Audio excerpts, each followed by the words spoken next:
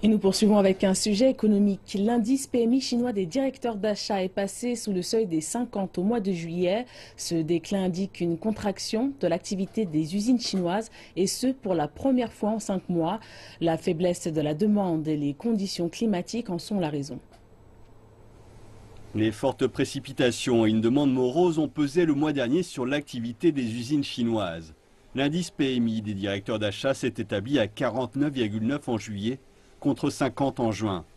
Le seuil des 50 sépare l'expansion de la contraction de l'activité manufacturière.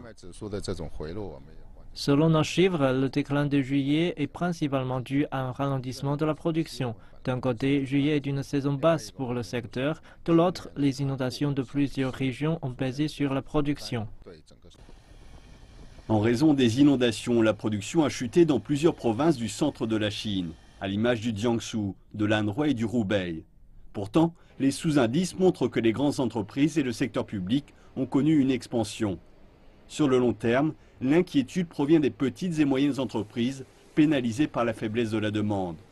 Les analystes estiment que la production générale et les opérations des usines chinoises vont à l'avenir se stabiliser et faiblir.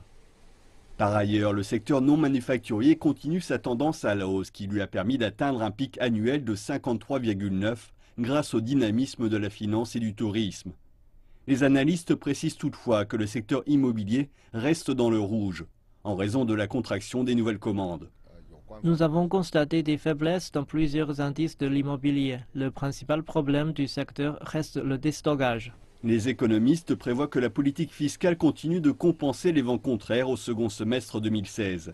Ils attendent également de nouvelles réformes structurelles.